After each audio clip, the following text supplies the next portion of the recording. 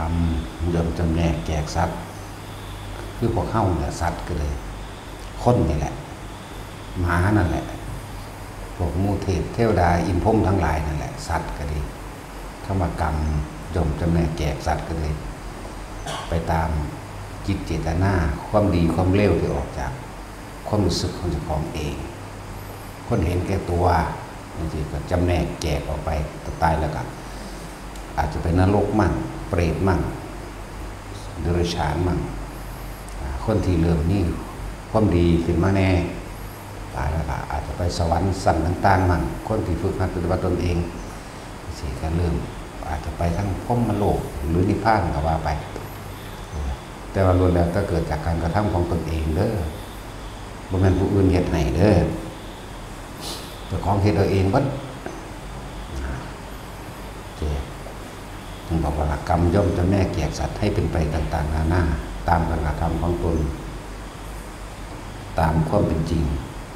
ธรรมะจัดสรรคือความจริงนั่นแหละมันสิจัดสรรให้เป็นไปตามที่ตัวเองยึดตัวเองถือเองหรอกเป็นอย่างคือมีความแตกต่างในระหว่างว่าเกิดมาเป็นคนจนทุกอย่างทรัพย์สมบัติแม้นบ้านเรือนกับบ่มีสิอยู่ที่ทำกินกับบ่มีเสื้อผ้าและอาหารกับบ่มีบางคนก็ร่ำรวยบ่อึดบ่อยากจักอันจักอย่างบางคนพอปานกลางก็เจ้าของเฮ็ดเอาเด้ล่ะบ่แม่นผู้อื่นเฮ็ดให้นี่แหละเฮ็ดได้ตอนนี้แหละตอนมีชีวิตอยู่นี่แหละหลังจากตายไปแล้วรับอย่างเดียววิบากกรรมสิ่งที่ตัวเองกระทำมาเรียกว่าวิบากกรรมแต่ก็จำต้องรับ ต้องรับถึงว่าพวกเขาอีหยังกระชังเลยบัดนี้มองเห็นโลกนี้มีแต่ทุกข์การเกิดเป็นทุกข์ความแก่เป็นทุกข์เกิดเป็นหยังกระทุกข์มีแต่ทุกข์กับทุกข์เฮาสิ่งที่เฮาบ่เคยเห็นเทวดาว่ามีความสุขที่เป็นเทวดาได้ก็เพราะว่าเขาเฮ็ดไว้ตอนที่เขาเป็นคนบ่ได้ว่านี่สิ่งที่โดนบันดาลไปหรอกบ่มีพระเจ้ารับไปบ่มีพระพรหมโดนบันดาลบ่มีพูดผีปีศาจสาปแช่งให้ตกนรกมกไม่ได้บ่มีนี่ก็ตัวเองทำล้วนๆกรรมคือจิตเจตนาในการกระทำของตนเองนะจังว่าอย่าไปโทษชื่ออื่นโทษตัวเองเราเห็นคนทุกข์คนยากเราก็สงสารอยู่เมตตาอยากช่วยเหลืออยู่อยากเข้าไปร่วมอนุเคราะห์อยู่แต่ว่าถ้าเราไปเบิ่งต้นเหตุผลกรรมของเขาต้นเหตุ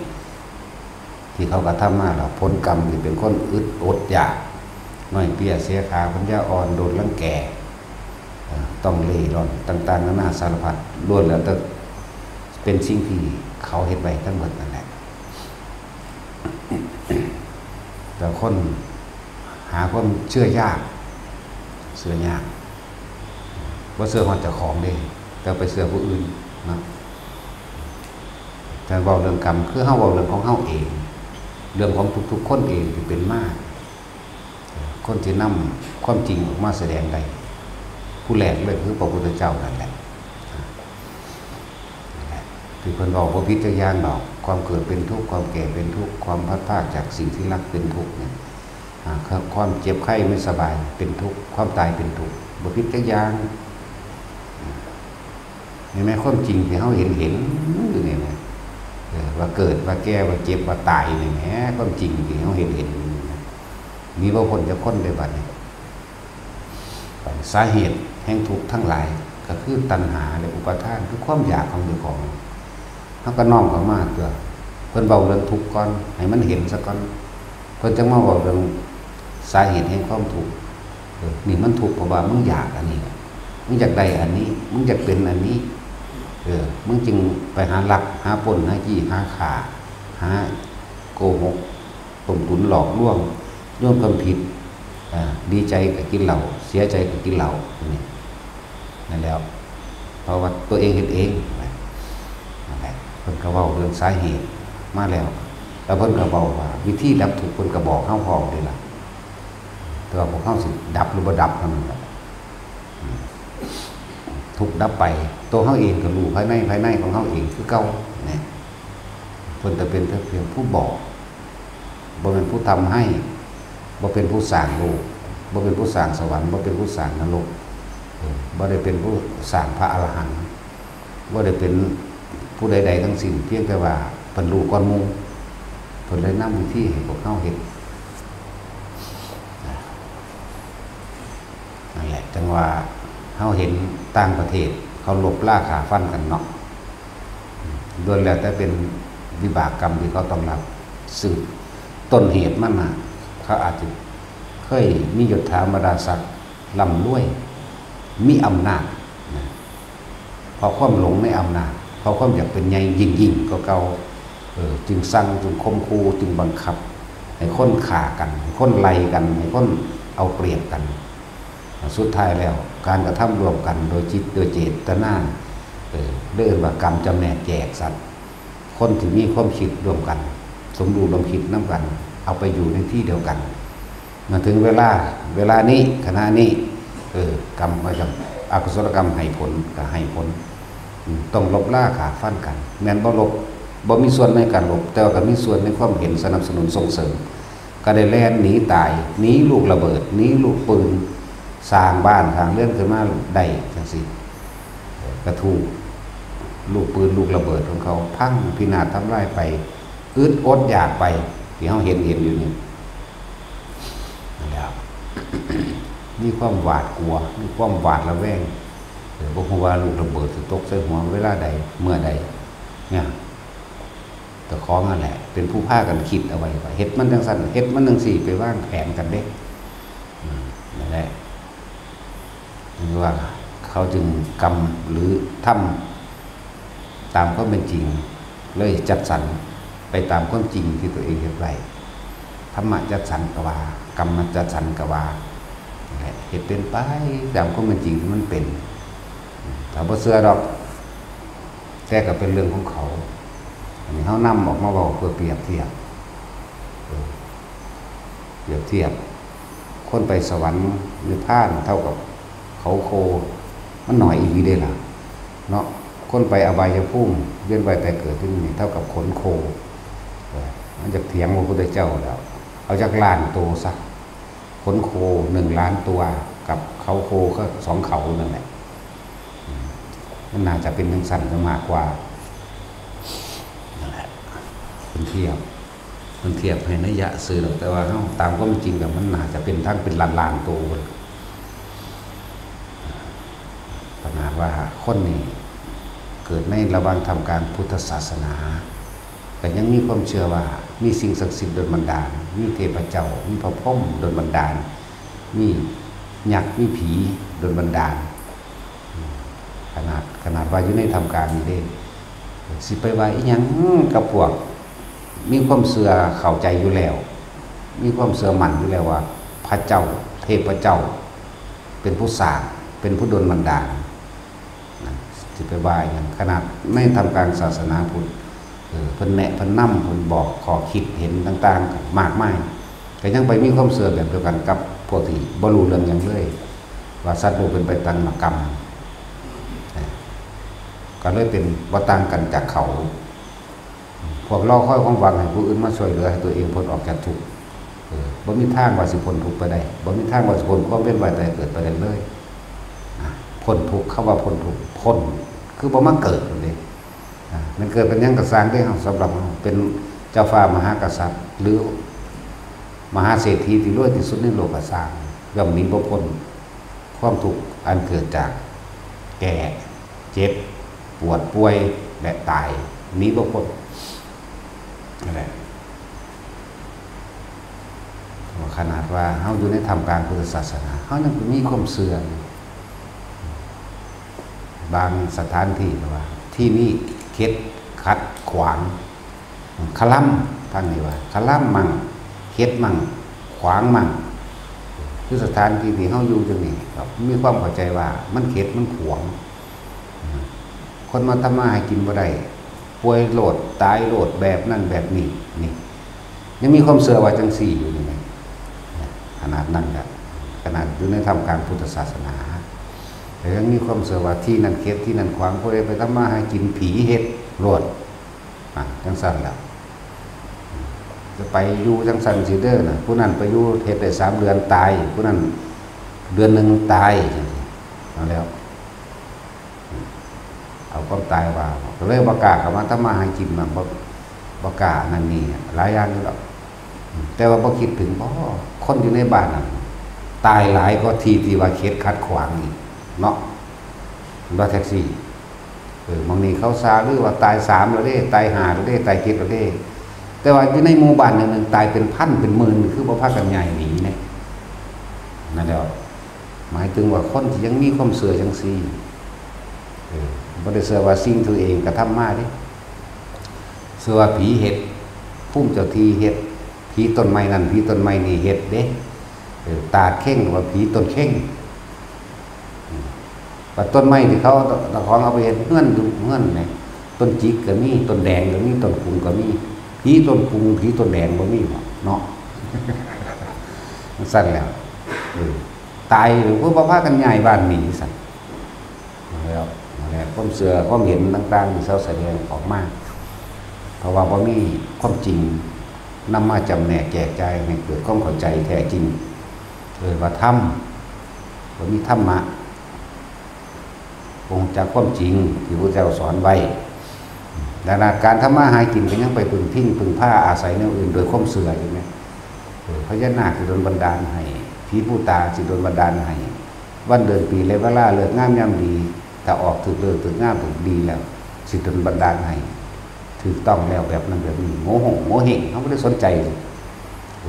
โง่เฮงจังสั่นไล่มือจังสี่ไล่ตีนจังสี่ไล่ลักษณะแบบนี้นะคนยังไปเสือเนี่ยจังสั่นนะก็เสือการกระทำของตนเลยเราอ่อนด้อยในการศึกษาธรรมอ่อนด้อยมีความเชื่อว่าท้าวเวสสุวรรณดลบันดาลพระอินทร์ดลบันดาลพระพรหมดลบันดาลนาคดลบันดาล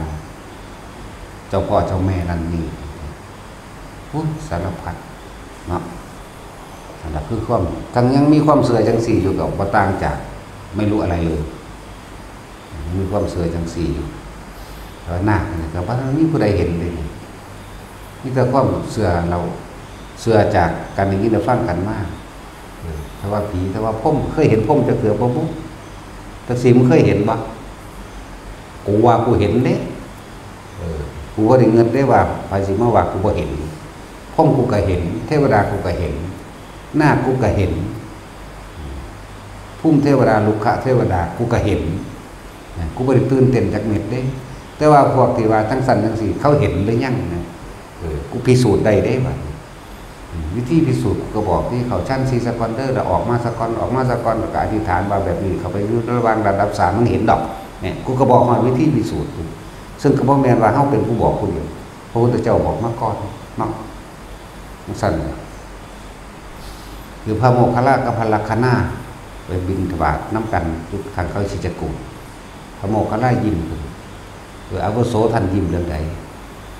เรื่องนี้สิไปเปิดเผยต่อหน้าพระพุทธเจ้าหรอกนั่นเพิ่นเห็นอยู่บัดนี้พระพุทธเจ้าก็เห็นมาก่อนทางบ้านได้เบาพอท่านนี้พยานพระลักขณาก็บ่เห็นสักเนาะเป็นย่างบิณฑบาตน้ำกันแล้วสั้นแล้วก็พากันเข้าไปกราบพระพุทธเจ้าพระเจ้ากราบพระโมคคัลลายืนระหว่างเขาพิจารณายุติซื่อก็ยิ้มขึ้นแต่ว่าเรื่องนี้สิเปิดเผยต่อหน้าพระองค์ขอพระองค์เปิดเผยได้แต่โมคคัลลาเธอเห็นอย่างโอ้ยผู้ขาขาน้อยเป็นเปรตอันหนึ่งเป็นคือก้อนเนื้อนี่แหละเป็นก้อนเนื้อลอยไปตามอากาศมีนกกระลุ่มตามจิกตามตึงมีหอกดาบล้าวแหลมพุ่งสอดไปสอดมามีเสียงห้องโหยหวนโวยวายนั่นพระพุทธเจ้าก็บอกดีละเฮาก็เห็นมาก่อนเมื่อครั้งที่เฮาตัดสรุปใหม่ๆแต่ว่าเฮาบ่บอกนะเป็นสั่นนั่นผู้เพิ่นเห็นแต่ว่าล่ะนั่นแหละแต่ว่ามาแนวนี้ครับปฏิบัติคือกันก็บ่เห็นคือกันเนาะกันนั่นเด้พระลักขณาคือบ่เห็นสัตว์พระโมคคัลลาคือเห็นสัตว์เนาะถ้าว่ามาอีกแนวนี้บางไซคนสมือนี่บ่มีดับเว้าตัวเด็กน้อยกันก็ดีแล้วสุขเที่ยวเกิดเที่ยวตายเป็นเด็กน้อยอยู่หั่นเนาะมันเป็นของไผของมันเลย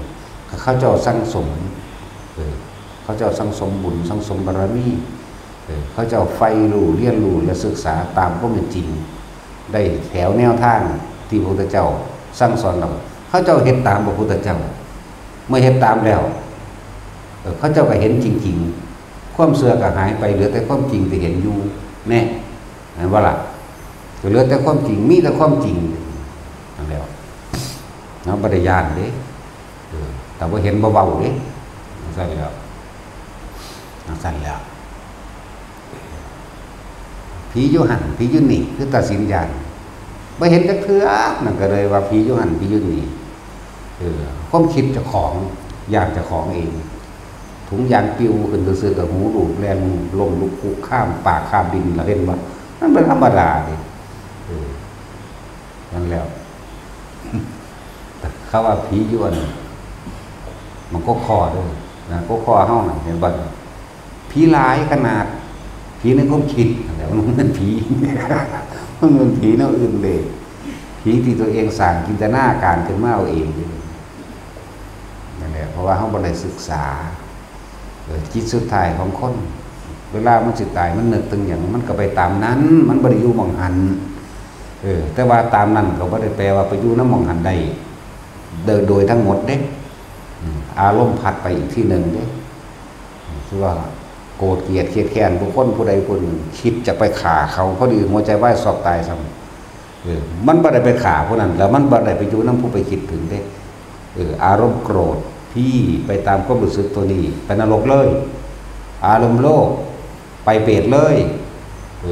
ตายแล้วเกิดเลยเกิดไปตามความคิดที่จะความไปเป็นจิตมีที่ตั้งสะกอนการจินตนาการหรือการนึกคิดแต่ข้อเกิดความรู้สึกเกิดความรู้สึกเราพบเป็นดังพื้นนาเป็นที่รองรับนี่พบก็คืออารมณ์นั่นแหละอารมณ์โลภไปคุณเป็นเปรตเลยบ่ได้ไปยืนคองย่องอยู่หันหรอกและมีคุณธรรมพ่อเป็นมนุษย์ก็เป็นมนุษย์มีคุณธรรมพ่อเป็นเทวดาก็เป็นเทวดาจากที่บอกว่าเทวดาเขาปรารถนาสุคติของเขาคืออย่างอยากบอกแต่ละคนวิตอยากเป็นเทวดาเนาะเวลาเขาสิตายเขาก็อวยพรกันเด้ขอให้ท่านจงไปสู่สุคติขอให้ท่านไปสู่ที่ชอบมนุษย์นี่เด้มันเขาสิอยากมาเกิดเนาะจักสิเนาะก็ไปแล้วว่าบ่เห็นไผก็เลยแล้วก็บ่ถามเขาอีกที่ถามใครแล้วก็บ่เคยเห็นถ้ามันถามเลยเด้ตายแล้วสุสิจะไปเกิดใสมนุษย์นั่นแหละเป็นภูมิภูมิอันประเสริฐเป็นสุคติของหมู่เทพเทวดาทั้งหลายนั่นเห็นบ่ล่ะทั้งสั้นแล้วนั่นดีว่าเขาถามเลยแหละเขาไม่ได้โศกสะท้านนี่เห็นหรือไม่เห็นพระศิวะนั่นได้กับว่าที่ก็เขาเป็นผู้เห็นพระศิวะก็ไม่เห็นหรอกแม่นบ่ล่ะกูเป็นผู้เห็นมึงสิเป็นผู้ตัดสินว่าผิดว่าถูกดิสั่นแล้วเฮ้ยไปแม่นดักกันก็มึงก็มาฝึกกับกูที่หลังแต่มึงอยากเห็นเนาะมาฝึกคือกันนี่เฮ็ดไปคือกันนี่สั่นแล้วนั่นแหละก็เลยว่าแต่ละคนเสื้อผู้อื่นเบาบ่ปฏิบัติตามคำของพระพุทธเจ้าที่เพิ่นเอาความจริงมาบอกแต่ปฏิบัติตามเพิ่นที่กูบ่เชื่อไว้กูพิสูจน์ตัวเนาะแต่ว่าบ่เชื่อน่ะคันบ่พิสูจน์แม่เฮาก็บ่ได้เชื่อเด้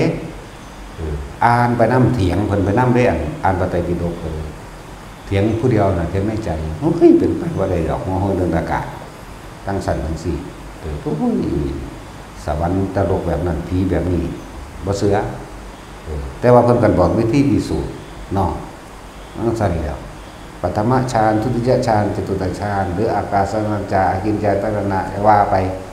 เข้าแบบนี้เข้าแบบนี้ออกแบบนี้ว่างคิดแบบนี้จำเป็นไปเพื่อความรู้ยิ่งแน่อภิญญายะสัมโพธายะมันก็เป็นไปของมันเองก็เกิดไปมันก็เห็นอีหลีมันแต่ความเสื่อมเลยหายไปหรือแต่ความจริงที่เห็นนี่แหละขนาดนั้นแล้วถ้าเขาบอกฝึกอย่างดูซื่อๆเขาก็เห็นอยู่เลยล่ะ บ่ได้เห็นแบบตัดสินเด้ตัดสินมันเห็นความคิดแล่นย่างความคิดย่างตึกๆมาอีหลีนี่แหละและนั่งเขาก็ได้ว่าผีมันบ่เปื่อยมากเนี่ยที่จริงมันบ่ได้หลอกดอกเด้อผีหลอกมันบ่จริงที่จริงพวกพุ่มเทวดาลูกค้าเทวดาเข้าใจว่าล่ะเขาอาจจะมาตักเตือนหรือว่าส่งเสริมต่อธรรมให้เฮาต่อเสริมต่อบารมีเป็นการกระตุ้นเตือนในความสงสัยแล้วก็อาจจะเกิดภาพต่างๆที่เห็นให้เฮาเห็นได้ยินเสียงได้กลิ่นมันแล้วแต่สัมผัสไผมันอันนี้เขาว่ากระตุ้นเตือนเห็นให้เฮาอยากพิสูจน์นะครับบอกว่าผีจริงเขาบ่หลอกแต่เขามาบอกที่หลอกแท้ๆน่ะมันบ่จริงพอมันมีแต่ความคิดของเจ้าของเองหลอกเจ้าของตามแต่ศีลเบิ่งดูจักแม่นอีหยังอันเรื่องย่านผีเนาะเอามาในหน้าก็สิลวกกินกับแจ่วนี่นะเนาะลวกกินแต่พ่อกับขาแม่มึงนี่แหละออมใส่กัน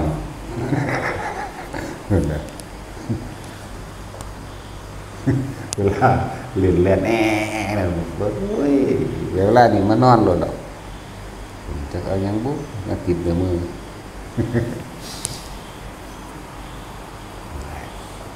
ของจริงที่พวกเข้าดูกับมันปัจจุบันนี่เกิดจริงบ่แก่จริงบ่เจ็บปวดจริงบ่ป่วยจริงบ่พัดภาคจากสิ่งที่รักจริงบ่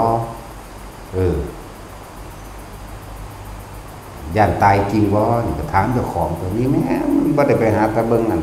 ลึกลับซับซ้อนยังก็ได้เด้ล่ะเวลาคนที่เฮาหักตายให้น้ำบ่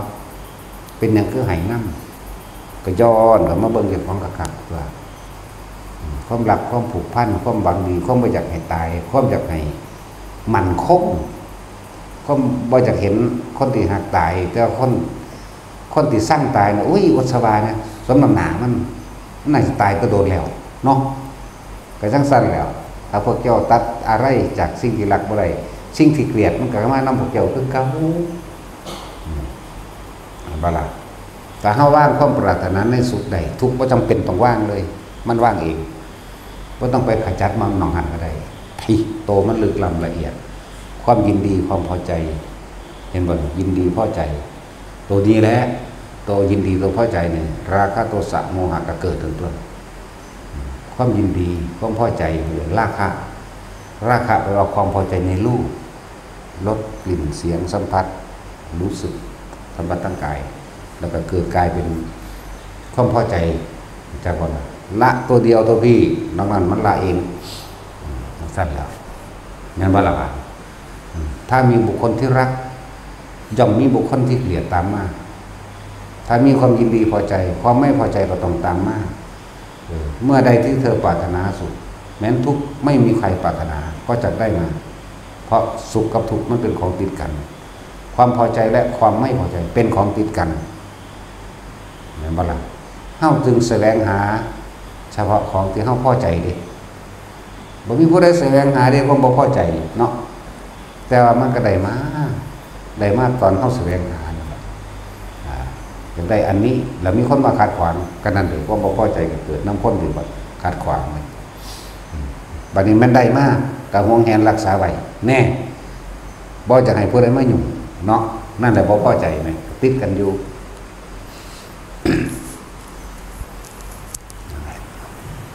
มันเห็นอยู่ในเจ้าของนี่แหละว่าถ้าไปสวรรค์นรกยังกระไดดอกปฏิเห็นมันนั่งเห็นบาดที่เป็นนั่งเป็นดอกอันนั้นก็ขึ้นอยู่ตามอุปนิสัยวาสนาของไปของมันเด้อบ่ได้เป็นตัวไปดอกเหมือนเพิ่นแบ่งแยกเอาไว้เพิ่นแบ่งแยกเอาไว้พ่อให้คลายความสงสัยซื่อๆดอกในคำว่าสุขวิปัสสกะบ่เห็นสวรรค์บ่เห็นนรกนำเขาบ่เห็นเทพเทวดาอินพรหมนำเขาดอกแต่ว่าความยินดีพอใจนี่หายไปแล้วบ่มีอารมณ์ที่เข้าไปข้องเกี่ยวกับสิ่งใดอีกแล้วมีบุคคลที่รักเป็นต้นแต่ว่าของเกี่ยวกับบุคคลที่รักที่พอใจเป็นต้นความมันอื่นมันก็หายไปเองนะวิชา3จังสิ รู้อดีตรู้อนาคตแล้วก็รู้อาสวะขาดเนี่ยเบิดความยินดีพอใจอภิญญาหาอภิญญาหกเนี่ยก็ไปตัวอาสวะอันเดียวกันดูหรือปฏิสัมพิทาเนี่ยก็ไปลงอาสวะอันเดียวกันนั่นแหละหมายถึงว่าละอารมณ์ความพึงพอใจได้แล้วนั่นนี่ตัวมันทอกันเห็นเบิดนี่ตัวสุดท้ายทอกันเบิดได้อาสวะขยายานนะทอกัน ส่วนความสมาธิมันกับบ่ทอกันนั่นแหละเพิ่นเขียนไว้บอกไว้เพื่อคลายความสงสัยเพราะว่าอย่างผู้นี้คือเห็นสัตว์ผู้นี้คือบ่เห็นสัตว์ในบลัดคือเห็นไก่เห็นสัตว์เห็นเหย้านั่นแหละถึงสัตว์แต่สิ่งที่เห็นได้ทอกันอยู่เดิมเกิดจริงหิวจริงร้อนจริงหนาวจริงเนาะเจ็บไข้ได้ป่วยจริงๆเนี่ยทอกันได้ตัวนี้มีผู้ใดบ่ป่วยบ่จักเทื่อหรือบ่มีได้นี่อยู่นี่มีผู้ใดบ่พลาดพลาดจากคนที่เฮารักบ่มีจักคนได้อยู่นี่มีเบิดบ่มีผู้ใดบ่เห็นคนตายได้อยู่นี่นี่เห็นเบิดนั่นแหละเกิดจริงแก่จริงบ่เจ็บจริงบ่ป่วยจริงบ่พัดพากจากสิ่งที่รักเสียใจจริงบ่นั่นแล้วจังซั่นแล้วตายจริงเฮาบ่ทันได้ตายเลยจะไปคิดได้เมื่อสายไปแล้วเด้โอ้ยแต่กูได้เป็นคนอีกกูสิเข้าวัดฟังธรรมเนาะกูสิให้ทานรักษาศีลกูสิภาวนากูสิขยันมันสวดมนต์ว่าเด้เนาะมันสิเว้าหาแม่งบอกมึงลงนรกบ่แห้งหรอกจังซั่นเด้แต่ว่าตอนนี้บ่ตอนนี้แข็งแรงดีอยู่หาเงินซะก่อนพร้อมก่อนบ่ซ่านมันมีดอกคำว่าพร้อมคำว่าสมบูรณ์ในชีวิตของคนแบบนี้ด้วยปานใดมันก็บ่พร้อมมันก็บ่สมบูรณ์ความบ่พอมันบ่มีนั่นแหละพวกเฮาจึงสั่งสมอันนี้การได้ยินได้ฟังสุตตมัญญปัญญาเป็นเหตุให้เข้าใจรู้แจ้งตามความเป็นจริงพระสูตรการได้ยินได้ฟังที่เพิ่นนำออกมาสอนมาแสดงนะครับเป็นเหตุให้การคิดเปรียบเทียบเป็นเหตุให้การสรุปผลลงได้อ๋อแบบนั้นแบบนี้ได้นี่แหละแต่เฮาบ่ได้ยินได้ฟังตามความเป็นจริงเนี่ยหลงไปตามที่เขาเทศนาหลอกลวงพวกหลอกลวงเป็นยังไงจะเชื่อว่ามีสิ่งศักดิ์สิทธิ์บันดาลแต่พวกหลอกลวงเดี๋ยวไปเฮ็ดเหรียญรุ่นนั้นรุ่นนี้จุดข้ามถ้ามาเขบมาเถิบแมงมาทางไหนมันสิโดนบันดาลยังไงตอนนี้มันพาไปกระสอบไปกองมาทางไหนสั่นเนาะทั้งท่านแล้วรุ่นนี้รุ่นรวยบ่เลิกมั่งรุ่นรวยพันล้านมั่งรุ่นเมตตามหานิยมมั่งโอ้ยสารพัดนี่ยังไปมีความเสื่อแนวนั้นอยู่นั่นแหละภิกษุนักบวชทั้งหลายแล้วเอาแนวมุนีมาสอนจมขนาดบ่ต้องห่วงนั่นเน้นอริยสัจสี่ปฏิจจสมุปบาทเหตุและปัจจัยแห่งความเกิดและเหตุและปัจจัยแห่งความบ่เกิดเน้นตัวนี้มากที่สุดอันนั้นทุกข์เก่าๆตัวน่ะเสื้อจะไปหาเงินไปซื้อของเขาได้ก็บ่แห้งอยู่เขาปลูกปั่นราคาขึ้นแพงๆโอ้ยอยากได้สั้นทดเขาเนาะยืมมูซื้อก็มีลักของไปขายซื้อนี่ไปซื้อเอาซื้อแล้วก็กองเจ๊งเพ่งเต็มเงินอยู่ไปก็เลยเนาะเห็นว่ามันสิโดนบันดาลแม่มันยังให้ได้นั่นแหละมันจึงเป็นที่น่ารังเกียจพวกบวชก็มาแล้วมาให้ของขายมันสิเฒ่าหาแม่เพียงได้ก็สร้างได้บ่ได้เงินเด้เกจิอยู่ในนรกเยอะเดี๋ยวรู้จักว่าบ่ได้เอาอริยสัจของพระพุทธเจ้าแต่ว่าเอาสุดพระพุทธเจ้าเข้ามาเพิ่นเกิดความเชื่อถือรู้จักสุดเพิ่นบ่ได้อาศัยองค์ผากาสาวพัดเพิ่นเอาพากันไปเขียนปลูกเสกเลขงั้นนั่นนี่ให้คนไปดลให้ไปขอเอาสวดเท่านั้นเท่านี้เด้อว่าแล้วมันหลีกเลี่ยงได้เพื่อหาเงินบำรุงวัดว่าเด้นั่นว่าซั่นผู้เพิ่นบ่เฮ็ดขึ้นบำรุงฮอดประเทศชาติว่าแต่บำรุงวัดทำเนาะซอยโลกก็ได้นะผู้เพิ่นบ่เฮ็ดนะนั่นแหละอย่างแต่คนว่าศรัทธาเจ้าของนั่นคือพวกนั้นเป็นของปลอมเบิดเด้อบ่พาพวกเจ้าพ้นทุกข์เก่าๆทุกข์เก่าๆเด้นั่นยังไป มีความหวังว่าสิมีผู้อื่นมาซอยมาดลบันดาลเข้าใจว่าล่ะเข้าใจว่าเทพเจ้าอันนี้สิดลบันดาลนะเข้าใจว่าพญานาคสิดลบันดาลพระเจ้าขุดสิปกป้องเข้าใจว่าท้าวเวสสุวรรณพวกผีพวกยักษ์เขาอยู่ตะเขาอยู่มันก็ตั้งหากเด้จะไปเหมาร่วมเด้แต่จะพูดถึงจริงๆแล้ว 1,500 กิโลเมตรเด้อที่เขาบ่มาไก่คนนั่นมันเหม็นคือซากศพตายเน่านี่เด้ว่าธรรมดาเด้ 1,500 กิโลเมตรเด้อแต่ที่เทียบแล้วเขาบ่มาไก่นั่นแหละมันจะเอาอย่างมันโดนบันดาลกันนี่วิทยาศาสตร์มนต์ดำมันเกิดกลายเป็นเรื่องปัญญาอ่อนทั้งหมดมันมีบ่จริงคนตะกี้เวลามันสร้างกันมันสาบแช่งกันเอาคำสาบแช่งอะไรคนเฮาถ้าแนวบ่ดีติดเร็วๆเด้คือจังคนด่าปั๊บนี่เก็บใจโลดเก็บมาเว้าโลดเก็บมาใส่ใจเจ้าของเด้เนาะจะแก้แค้นโลดนี่เลยอย่างเลยเข้าใจวางสั่นแต่แนวดีๆเพิ่นเว้าบ่ค่อยเอามาใส่ใจบ่ใครคนตามอันใดเด้แนวที่ฟังแล้วทำให้ปฏิบัติตามได้เห็นได้บ่ค่อยเก็บเอาคำดีๆมาไขควรปานใดเก็บเอาคำหลายๆไปไขควรเด้แม่นบ่มันจะไปจังซั่นอีหลีเด้แต่เขาว่าอีหามเฮ้ยอีสีร้ายอีเสกเวกเก็บมาใส่ใจเลยกูไปทำอะไรมึงวะมึงว่าเด้เจ็บใจโลดเนาะอันนี้ธรรมดานั่นบอกแนวดีๆบ่เก็บเอาแจ้งสั่นแหละตัวอย่างคือว่าเวลาเฮาเห็นอันเขาใส่บาตรตามถนนหนทางเฮาไปเฮาคือบ่โมทนานำเขาเฮาคือบ่ร่วมยินดีสาธุนำเขามันไผก็สร้างบ่นี่สิพาผู้นั้นหรือคนผู้นั้นสิดีหรือบ่ดีก็สร้างแต่เฮาเห็นเขาใส่สุดบวชเฮานี่สาธุนำโลดเขาใส่บาตรใส่หยังก็สร้างเฮาก็สาธุนำโลดนี่แหมแนวจังซี่คือบ่เก็บเอานะบัดนี้สว่ายิ่งกับคนรู้จักเลยวันที่รู้จักขี้พื้นกันเนาะถ้ามีผู้ใดผู้หนึ่งซอยเหลือเขาอุ้ยไปซอยหาแม่มันหยังเป็นตาสั่งคือสิตายว่ามันเป็นหยังคือบ่หัดมอต้นหน้าเอาแนวดีๆมันเป็นหยังจังเก็บเอาแต่แนวละลายมาขวางมาฝังไว้แนวดีๆก็เก็บเอาตัวแนวมันสบายใจอันนี้มันบ่ยอมรับมันสร้างเขาเนาะนั่นแหละพอใจกับไม่พอใจกูรู้จักว่าคนคนนี้เป็นแบบนี้กูบ่พอใจคนแบบนี้แต่ว่ามีคนไปซอยเหลือเขากูบ่พอใจกูบ่โมทนานำเข้าใจว่าล่ะกูบ่ร่วมยินดีเลยกับคนที่กูสร้างมีคนมาซอยเหลือมันซอยมันเห็นอย่างเด้เนาะนี่ไหมเข้าใจว่าล่ะพวกนี้ก็เลย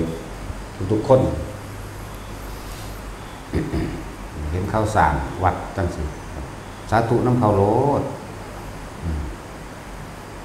นั่นแหละคนส่วนมากเก็บเอาแต่แนวบ่ดีเนี่ยที่เฮ็ดทำลายจิตใจเจ้าของเองแต่ไม่รู้ได้นะบ่รู้ได้ว่ามันทำลายสั่นแหละนี่เราเป็นกลางๆไว้สักก่อนเฮาเห็นผู้ใดใส่บาตรไปก็สร้างเฮาเห็นนิดหน่อยอย่างน้ำถนนหนทางเฮาก็ยังดีใจนำเขายิ้มแย้มแจ่มใสไปนำเขาเด้ทักทายผู้นั้นทักทายผู้นี้ได้เฮาดีใจนำเขาย่างหน่อยๆเขาก็บ่ไปหายิ่งขี้กระป๋อมเขาก็บ่ไปหาจูบบังกำโพกใส่ปากขี้กันขาเขาก็บ่ไปหาลักนั่นลักนี่หรือว่าทำความเสียหายหยังดอกนั่นย่างหน่อยๆไปเลยมันบ่ล่ะย่างหน่อยๆตราบใดที่ยังมีคนที่ใส่ส่งผ่าอยู่ไอ้ความลึกล้ำของเขาก็ตั้งหากตราบนั้นธรรมะก็ยังอยู่เขาเป็นผู้ส่งสืบสอนหรือรักษาย่างหน่อยๆเขาก็นอนเฝ้าวัดจากว่าล่ะเฝ้าหนังสือไว้ย่างหน่อยๆเขาก็นอนเฝ้าหนังสือพระไตรปิฎกไว้เพื่อมีภูมิปัญญาเขามาศึกษาแล้วภาวนาได้แล้วเป็นลูกแก่งจริงๆนำสิ่งต่างๆนี่ออกมาแสดงกันได้เป็นธรรมดาเห็นว่าล่ะนั่นแหละแต่ แต่นิดหน่อยเขาก็ยังไหวมันเนาะมันน่านไหวเท่าไรเขาก็ไหวมันก่อนมันเป็นตัวหยากแมงอย่างเนาะนี่ก็สั้นสั้นก็ผู้เนาะเคารพคุณธรรมศีลธรรมคุณตั้งหาเรื่องส่วนตัวกับเรื่องของเขานั่นแหละแต่ว่าฮัดยินดีฮัด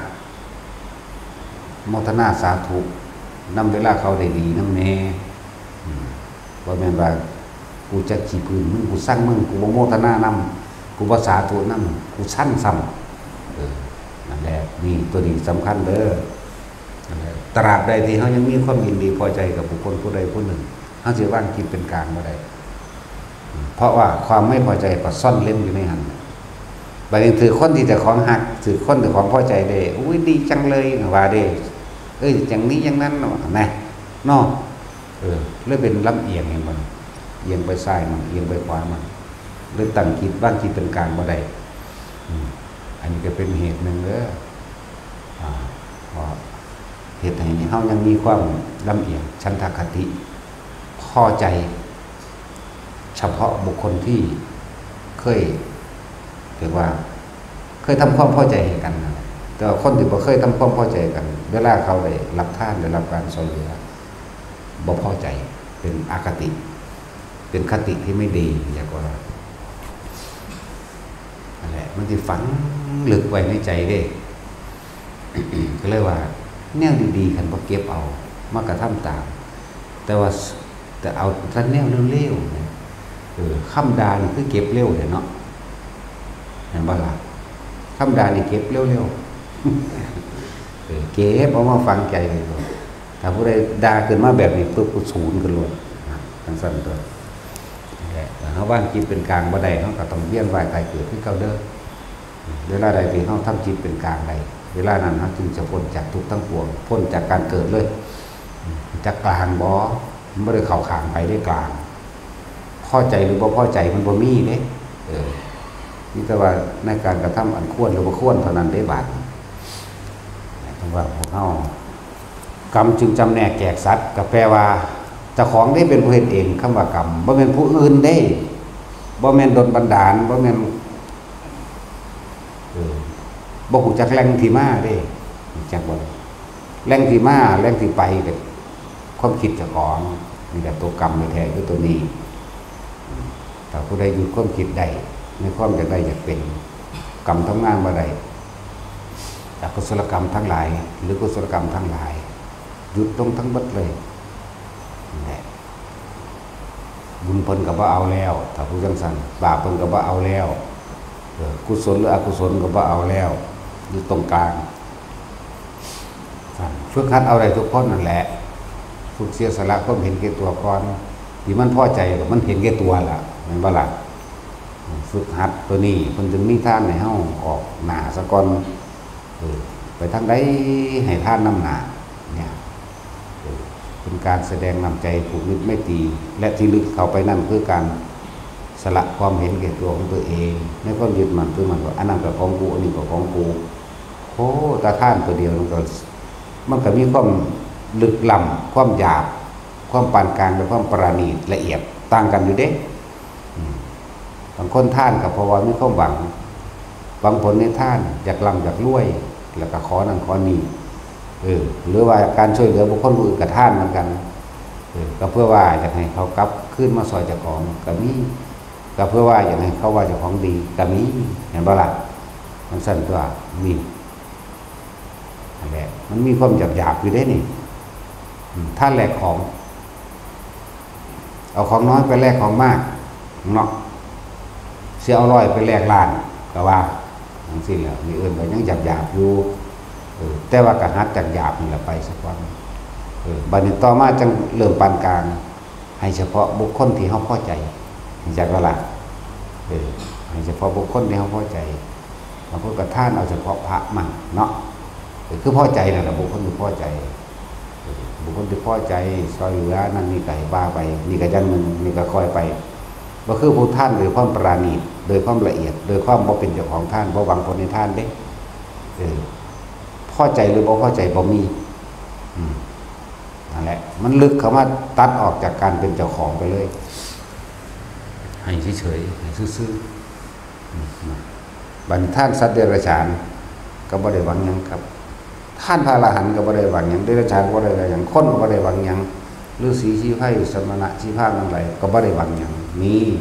ตัวละเอียดมัน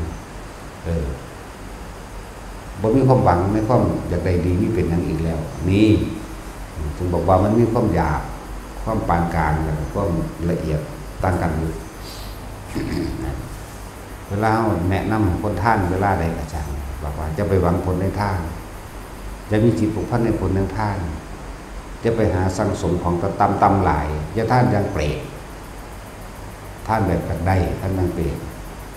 ท่านแหละกษาธุเดอร์ผู้ขาคนทุกคนยากให้ผู้ขาถูกลอตเตอรี่มาอายุดีมิสุมาบุญรักษาเทวดาคุ้มครองเกิดพบใดนิสาใดนั่นว่านั่นตายอยู่เกิดพบใดสาใดอีกแล้วนะนั่นว่าล่ะคำว่าถูกคำว่าอย่างจะมีเด้อวางไปได้เลยมันเป็นความโลภเลยมาท่านยังผียังเปรตท่านในระดับปานกลางก็คือท่านแล้วในระดับปานกลางแบบท่านโดยถ้ำท่านโดยมัคคานุฆาอันเป็นหนทางตัวท่านในพระสงฆ์องค์เจ้าสร้างได้บัดพระพุทธเจ้าได้รู้ธรรมเห็นธรรมประการใดขอข้าพเจ้าจงเป็นผู้มีส่วนแห่งธรรมนั้นด้วยเถิดนี่เริ่มขอเป็นสู่ทางได้บัดนี้จากบัดนี้ทั้งที่เป็นกุศลนั่นแหละก็เลยขอเหมือนกันแต่ว่าขอคนละอย่างไม่ได้ขอไปแบกด้วยอันนี้สิขอไปละจากก็ละให้ได้ดวงตาเห็นธรรมให้รู้ธรรมเห็นธรรมเหมือนพระพุทธเจ้าองค์นี้อย่างสินาอย่างสั้นแหละนี่ก็ยังปานกลางอยู่เด้แต่ว่าท่านไปเลยว่าได้สนใจอย่างนี้สุดยอดละขาดแต่บอกว่าได้บางอย่างอีกก็ยังว่านั่นแหละอันนี้ละเอียดเกินไปคนบ่เข้าใจเนาะบ่เข้าใจก็ต้องทำความเข้าใจตัวเนาะนั่นบ่ล่ะแต่ตะกี้บ่มีใครรู้จักดอกแต่เขาบ่อธิบายขนาดนี้หวังผลในท่านมีจิตพันธ์ในผลท่านนั่นบ่ล่ะมุ่งการสังสมในความแบบใดอย่างดีสิ่งมีอยู่เป็นถามว่าอธิบายเน้นลงไปอีกบ่เข้าใจพระเจ้าเพิ่นก็เว้าไว้อยู่นี่แหละแต่เฮาเพราะว่าล่ะมันบ่ได้จ่ออยู่เลยคือเฮาไงอันนี้จ่ออยู่เลยนี่จ่อในธรรมคำสอนเอาจนว่ามันหายสงสัยไปเลยแล้วนั่นแหละสั้นถือว่าท่านยังกระสร้างเฮาว่าจะไปหวังผลน้ำมันท่านราคาโลดมันจะไปใส่มันก็เป็นของเจ้าของเราเจ้าของเป็นผู้เฮ็ดไหมแต่ท่านบ่เดิมอยากหยังดอกท่านก็เลยขาดไปเลยขาดจากความเป็นเจ้าของขาดจากความเห็นแก่ตัวคนที่ท่านแบบบ่ได้หวังผลในท่านอย่างน้อยๆไปเกิดในระหว่างพุ่มกาจิกาเด้อจักว่าล่ะนั่นแล้วความคิดเฮามันบ่ได้ไปว่าอยากแลกบ้านอยากแลกความร่ำรวยอยากแลกความเป็นเจ้าฟ้ามหากษัตริย์จากวันนี้ความคิดเฮาบ่ไปสร้างไว้เฮาบ่ไปจินตนาการไว้เฮาบ่ไปมโนนึกไว้มันได้บ้างมันเลยเป็นอุเบกขาอยู่นั่นแหละคนพวกนี้ท่านแบบนี้เป็นคือต้องฟังธรรมคือต้องฟังธรรมของพระพุทธเจ้าเท่านั้นเข้าใจบ่นี่คำพุทธเจ้าสอนเรื่องอริยสัจสี่ท่านตัดความโลภท่านพระพุทธเจ้าแต่ว่าล่ะอันพวกนั้นท่านเดรัจฉีแต่ว่าใส่สุดพระพุทธเจ้าอย่างหนึ่งเด้จะได้หยังขอเอาเด้อเห็นบ่ล่ะอันนั้นบ่แม่นเด้นั่นจักว่าล่ะพระพุทธเจ้าอยากได้หยังอธิษฐานเอาเด้อขอเอาเด้อเพิ่นว่าเด้จักเพิ่นแม่มาจากทางไหนก็มึงนั่นล่ะว่านี่บ่ซั่นนั่นแหละจะไปใช้เป็นเศรษฐีมหาเศรษฐีกับท่านหลายๆเด้อไปละวันปานว่ามันไปเกิดบ่ป่วยบอกมันบ่ปวดแขวเศรษฐีไปเลยบ่ปวดหัวบอกมันบ่เป็นหวัดเนาะมึงบ่เข้าโรงพยาบาลบอกมึงบ่ตายบอกเนี่ยนั่นแหละนั่นเป็นพวกเดรัจฉีเด้อพวกนี้พวกมีความเห็นผิดจากความเป็นจริง ผู้ใดสอนในท่านเราขอนั่นขอนี่ยุดจากว่าละแม้นยังขอก็ขอมาผลนิพพานต่างหากล่ะให้เป็นปัจจัยสู่มรรคนิพพานในปัจจุบันโลดแน่อันนี้ท่านเพื่อของท่านให้ความบริสุทธิ์ต่อไปคนละอย่างแต่ว่าท่านเพื่อความทุกข์เก่าๆนี่คือท่านบางผลแลกของแต่พอฟังธรรมตรงๆแบบนี้พอเข้าใจดิแต่ครับว่าคอยมีผู้แสดงดิยันคนสั้นยันบ่ได้กินข้าวเป็นคนบ่ศรัทธาเนาะแม่นว่าล่ะบ่ได้เอาความจริงออกมาแสดงคือว่าเราว่ามันก็บ่ฮู้แต่มันฮู้มันก็สิแสดงอยู่ล่ะเนาะแล้วก็แท็กซี่บวชเข้ามาก็ปล่อยกันถิ่มก็ปล่อยแล้วว่าผู้พาบวชกับผู้พาเฮ็ดหยังเนี่ยเนาะเบิ่งกันดินั่นแหละเฮามันฮู้แล้วเนี่ยหนทางแห่งความบริสุทธิ์เป็นแบบนี้วิธีที่รักษาตนเองในการฝึกหัดบวชเป็นแบบนี้การภาวนาเป็นแบบนี้อานาปานสติเป็นแบบนี้ศีลหรือกรรมฐาน40เป็นแบบนี้เฮาฮู้เบิดนะกรรมฐาน40ไปเลยฮู้เบิดแต่ว่าวิธีว่างแบบนี้แบบนี้เฮาฮู้สวรรค์เป็นแบบนี้นรกเป็นแบบนี้เปรตเป็นแบบนี้สัตว์ทั้งหลายจุติโดยกำเนิดซีเป็นแบบนี้สังเสชะแบบนี้อันทชะแบบนี้โอปาติกะแบบนี้คันธพะแบบนี้เป็นเทวดาแบบนี้เป็นแบบนั้นไปนิพพานแบบนี้เขาจึงนำสิ่งที่เขาโง่เลยล่ะซึ่งพระพุทธเจ้าก็สอนไว้แล้วแต่ว่าความจริงเขาบ่รู้เขามีแต่จำอย่างวันนี้เขาจึงพิสูจน์เพราะว่าบ่เชื่อว่าท่านพิสูจน์ถ้าเชื่อมันบ่เฮ็ดมันมีแต่เชื่อคล้อยตามกันกับเฮ็ดน้ำเขาเฮ็ดเป็นโดยพิธีบ่แม่นเฮ็ดโดยเอากายวาจาจิตของเจ้าของสำรวมลงในข้อวัดปฏิบัติอันนี้ลงนี่เลยนั่นแหละแล้วพวก พวกขายเรียนจากความพิดเบิดแยกให้เบิ่งถ้าผู้ใดเฮ็ดเรียนพระพุทธเจ้าทำเพื่อเจตนาโดยสังขานุสติธรรมานุสติหรือพุทธานุสติพุทธธรรมะสังขานุสติหมายถึงระลึกถึงคุณงามความดีที่เพิ่นสั่งสอนแสดงหรือสิ่งที่เพิ่นบำเพ็ญเพียรมาเดินตามทางนี้หน้านี่ก็อย่างหนึ่งแต่ว่าถ้าเฮ็ดตั้งจิตเจตนาเขามาขายผิดเบิดนี่จักว่าล่ะบ่ต้องแก้ตัวดอกแก้จังได๋มันก็ฝังอยู่ในใจสูญนั่นแหละแก้ตัวว่าเพื่อบำรุงวัดว่าศาสนามีคนมาปั่นกระแสขึ้นก็เลยแพงเนาะว่าซั่นผิดเบิดนั่นแหละนั่นแหละถ้าว่าเกกินออกซื้อมากอะไรเลยนะว่าผู้นี้ซื้อวาน4ลงอยู่ในนรกก็ฮู้อยู่ได้ล่ะเฮาบ่บอกปล่อยให้งงบอกไปมันบ่เคยเห็นมันก็สิเถียงเฮามันเอาสิ่งที่มันบ่เห็นนั่นแหละมาเถียงเฮาแต่เฮามันเห็นน่ะก็สิเว้าไปหยังแต่ผู้เห็นคือกันบ่เห็นเด้เป็นความอาจารย์เนาะเข้าใจกันเองเด้ล่ะผู้นั้นผู้นี้อยู่หั่นอยู่นี่เข้าใจกันเองพวกเจ้าคุณนรกอึดอยากอย่างเนาะเจ้าคุณนรกพระพรหมพระราช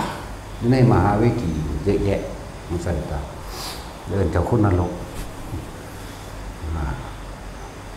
เขาบ่เห็นแต่ว่าเขาเถียงเอาเด้คืออย่างว่าเนี่ยคนส่วนมากพวกบ่เห็นบ่ฮู้นำเฮานี่ได้ฮู้กว่าเฮาอีกคือเขาบ่ได้รู้หรอกในวัดเฮาว่าปฏิบัติแบบใดเฮ็ดแบบใดแต่ว่าพวกบ่ฮู้บ่เห็นนี่แหละกับว่าสิเอามาทำลายเฮาเด้อโอ้ยเว้าใส่ไฟเขาเอาเองทั้งที่บ่เห็นบ่ฮู้นำเฮามันก็เป็นจังซั่นอีหลีเด้ล่ะเนาะจังซั่นแหละเฮ้ยอย่าไปเด้อไสยศาสตร์มนต์ดำนั่นแหละจังว่าเป็นจังไดมนต์ดำแสดงว่าห่วงยางดำๆมันเป็นมนต์เด้อซั่นเนาะตัดสินแต่ว่าเรียนบาทมันก็เป็นมันเป็นมนต์เนาะนั่นแหละสู้นักบวชใดก็สร้างบวชเข้ามาแล้วพากันไปเฮ็ดอันนี้ขลังอันนี้ศักดิ์สิทธิ์อันนี้อธิษฐานเอาคิดบ่นำความจริงเข้ามาเลยบ่บอกบ่สอนอริยสัจบ่บอกบ่สอนก็บ่สอนแล้วก็มันบ่ได้คือว่าเนาะ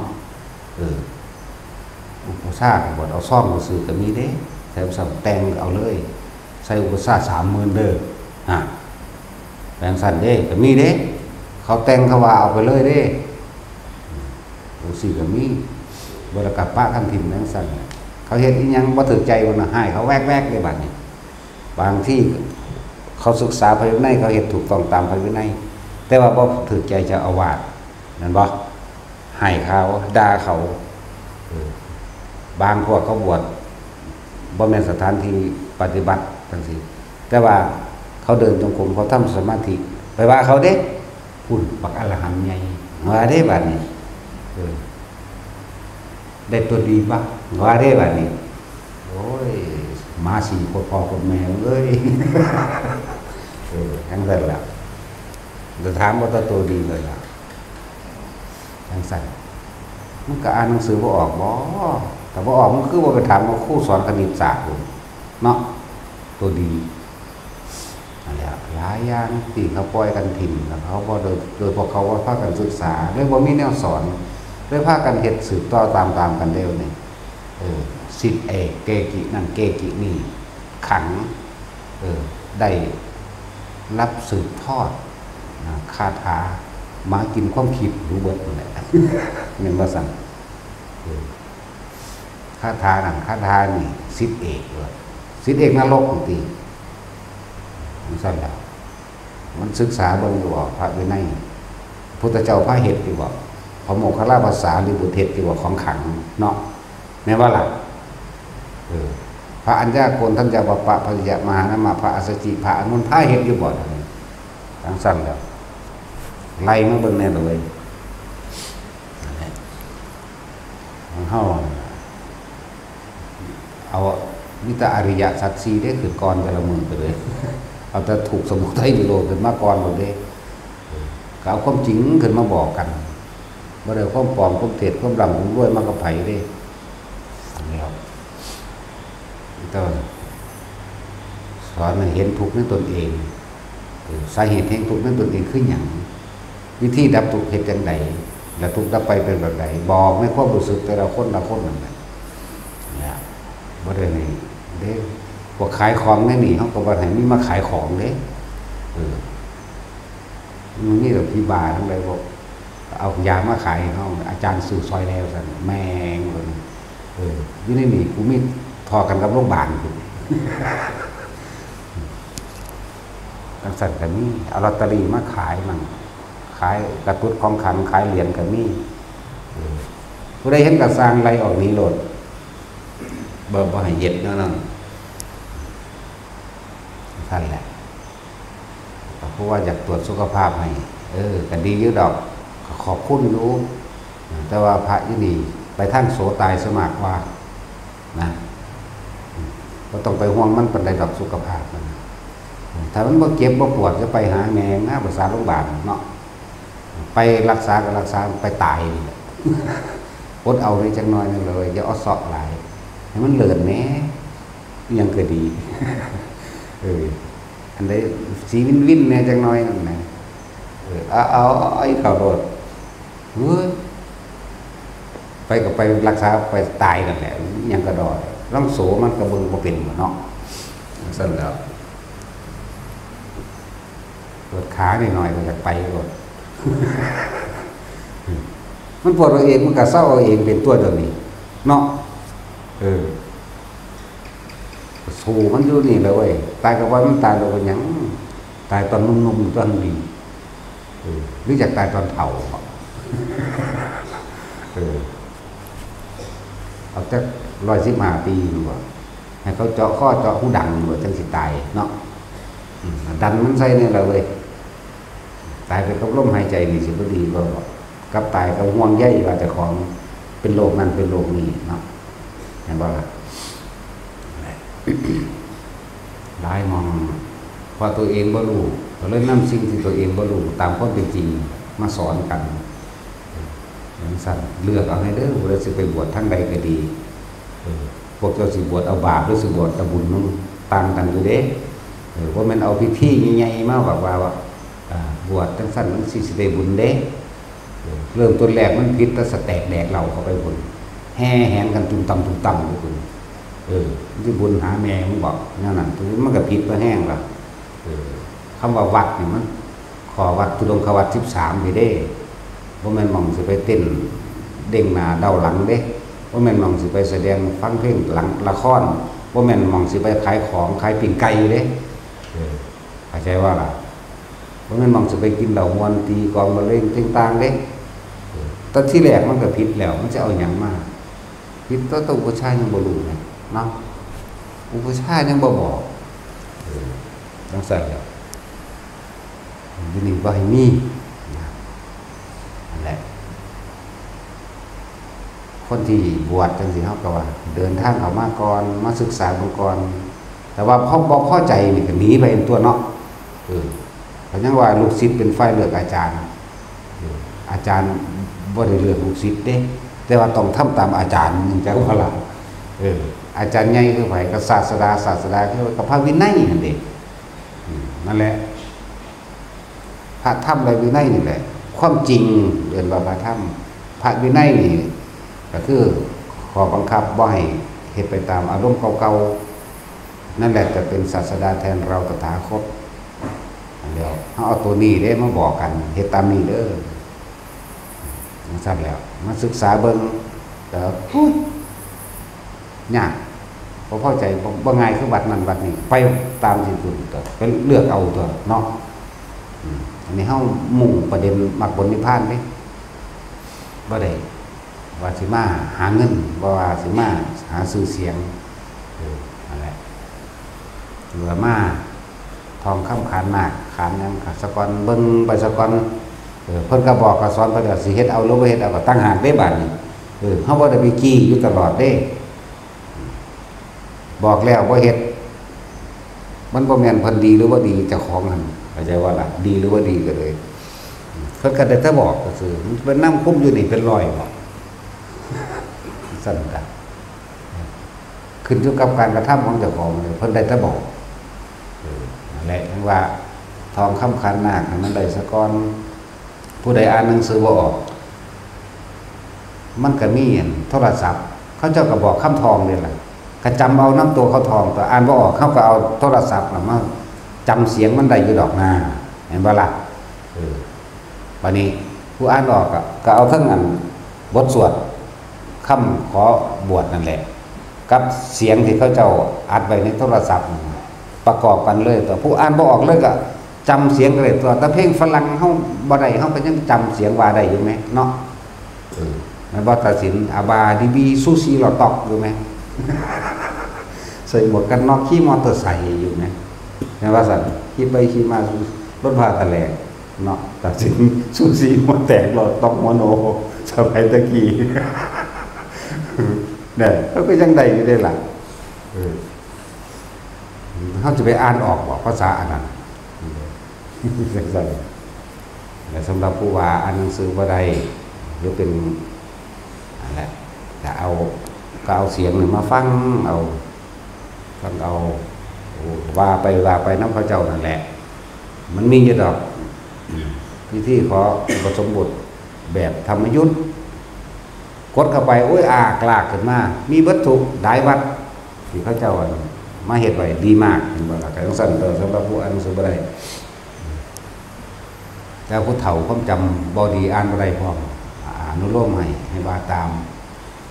อนุโลมให้บาตามได้อันนี้คือพาที่เลี้ยงผ้าวาดอก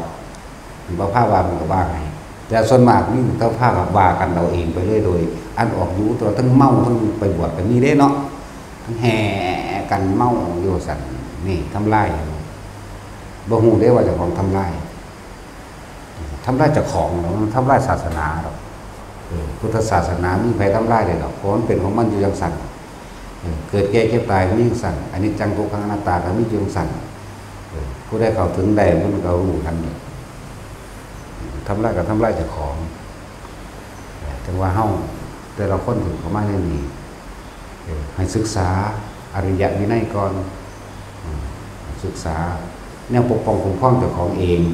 โดยตัวเจ้าของเองนั่นแหละการที่ใส่ผ้าก็ต้องอธิษฐานใส่แบบนี้ผู้ว่าได้ก็ให้รุ่นพี่เพิ่นว่า เป็นภาวาตัวเห็นบ่ล่ะบ่แม่นว่าบวชเข้ามาเป็นสิ่งพิเศษโลดเด้บ่ธรรมดาเด้ก็มาฝึกหัดดัดตนเองก่อนก็แล้วนี่คำแสดงอาบัติว่าจังซี่คำอธิษฐานใส่ผ้าจีวรวางสี่สบงวางสี่อังสะว่าจังสี่สังฆาว่าจังสี่คำอธิษฐานผ่าอาบน้ำวางสี่ผ่าบริวารว่าจังสี่แล้วก็เลยยางกันเด็กสิกินเขาสิโอ้มันสวดรวดกินเด้จักสวดรวดว่าล่ะบ้านนอกว่าจักยังจักคำว่าสวดรวดเพราะตะกะตะกามสวดรวดแปลว่าตะกะตะกามสแตกแดกห้ายักหิวสั่นตัวส่วนรวดนั่นหนึ่งสี่ขาไก่บ้านเนาะเหมือนไก่พันธุ์เนาะหนังเหนียวเลยเนาะแต่สิ่งดึงดีตับเข้าตาเจ้าของแบบนี้ว่าแม่นนั่นแหละแต่มาเบิ่งเพิ่นพ่ายเห็ดเอาตัวเห็ดเป็นคำอาหารที่เกิดโดยเมล็ดทันทีเป็นการเสพสองที่สมควรแล้วก็ต้องเห็นเป็นคำม่วงนี่ม่วงหมักลิงจี้หมักลำไยหมักยังกินก็คอยแกะแง่กินเอาได้บริการปวดได้เขาโคตรต้องสิแกะออกได้ค่ะเขาจะบ่ฝานแกะไม่มันเอาว่ามันแหมคือเก่าได้แห้นจากว่าพวกบ้านนอกกันนะแห้นแปลว่าอะไรแห้นแปลว่าแทะแทะนั่นแหละว่ามันแหมตาดมันควายเนาะสั่นแหละเบิ่งบ่ควายตรวจแหมสั่นแหละหลายอย่างอยู่เด้พักที่เกิดโดยเครือที่เกิดโดยรากที่เกิดโดยเมล็ดเห็ดจังไดเนี่ยมันสิง่ายปานนั้นเด้บ่แม่นบวกเข้ามาวิเศษเด้แล่นไล่สอนคนแล่นหนีลมลุกคุกคานจะขอก็ว่าท่านเป็นผู้จักฮอดขอผ่านปฏิบัติเจ้าของพูดไปสอนที่บ้านเขาแล้วเขาบ่ฟังศูนย์เอานรกให้เขาได้เลยมึงเลิกบ่แซ่กูอยู่ตรงนรกก็ว่าได้มันสั่นแหละนั่นแหละเอามุ่งอย่างเดียวบ่กลับมาเกิดอย่างเดียวเขาบ่เอาอย่างอื่นบ่สนใจอันอื่นนั่นแหละทั้งว่าแต่ฟังถูกก็ถูกตามความเป็นจริงเด้อถ้าจะได้บุญจริงๆก็ต้องเข้าสู่หม่องเพิ่นสอนกรรมฐานแสดงธรรมก็แสดงเรื่องอริยสัจสี่ปฏิจจสมุปบาทเหตุและปัจจัยทั้งหลายที่สัตว์เกิดไปตายเกิดหนทางแห่งการดับทุกข์และทุกข์ดับไปเป็นแบบใดอารมณ์ความรู้สึกแห่งทุกข์ดับทุกข์เป็นแบบใดเนี่ยเอาเบิดทุกความรู้สึกเอาออกมาเว้าได้เบิดเด้บ่แม่นว่าเอานี่ไปบูชาเด้อสวด9 จบ 19 จบสวดจังสี่เด้อสิรวยจะได้ยังขอเอาเด้ออธิษฐานเอาเด้อบ่แม่นผิดทั้งนั้นผิดเบิดผิดความจริงผิดตามความเป็นจริงสอนให้คนโลภอันนี้เมตตามหานิยมก็สอนให้คนหลงอีกหลงโลภโกรธหลงสอนคนโลภทั้งโกรธทั้งหลงในตัวเองเบิดทั้งใส่แหละสอนไปนรกเปรตผีจะว่าพวกจังซั่นสอนให้ละเด่นจังสิถูกต้องว่าล่ะเจ้าเฮากำลังรวยเพราะเพิ่นทิ่มเบิดแล้วเด้จนถามบรรดาศักดิ์แม่นว่าล่ะเบื้องต้นแรกของผู้นำออกมาสอนเนี่ยเป็นเจ้าฟ้ามหากษัตริย์เนาะมีครบสมบูรณ์มูลพร้อมเบิดทุกอย่างแต่ว่ากับทิ่มเบิดทุกอย่างที่พวกหมู่ภิกษุนักบวชสอนให้เขาไปหาร่ำหารวยให้โลกให้หลงนั่นว่าล่ะพระพุทธเจ้าของเพิ่นมีอยู่แล้วเพิ่นยังถิ่มออกมาแล้วแต่ของเสือกสอนเอาเด้อถ้าอยากสำเร็จด้วยให้คนนิยมเว้ยคนแมงเนาะเราอันนี้มาศูนย์กันเลยเด้จากโต๊ะแขวหมดเลยสอนคนโลภสอนคนโกรธสอนคนหลงตัวเองพร้อมหลงแนวอื่นพร้อมหลงไปเบิดแต่ว่าแม่แนวนั้นบัดนี้คนมันอยากรวยมันง่ายอยู่แล้วเนาะก็ขายง่ายตัวของมันบัดนี้รุ่นนั้นรุ่นนี้แห่แหนกันก็ไปเอาสะญะอยู่โอ้ยสูเดเป็นผู้เดินทางไปเอาเงินสั่นแหละ จังว่าสอนพวกนั้นสอนบ่ได้ให้คนถูกสอนให้ถูกเก่าๆเด้อเมตตามหานิยมคนรักคนหลงเด้อซั่นสิโอ้ยกระสูหันทั้งรักทั้งหลงคนอื่นสู่จังสอนกันแล้วนั่นเนาะอันนี้แล้วแต่หิแมงไผสิรักบ่รักหลงบ่หลงเด้ออันนี้ศรัทธาบ่ศรัทธาก็สร้างเรื่องบ่ได้เงิดเด้เนาะมาพอเล็กมาน้อยบ่เป็นแต่มีคนมาฟังอย่างเบ็ดเด้นี่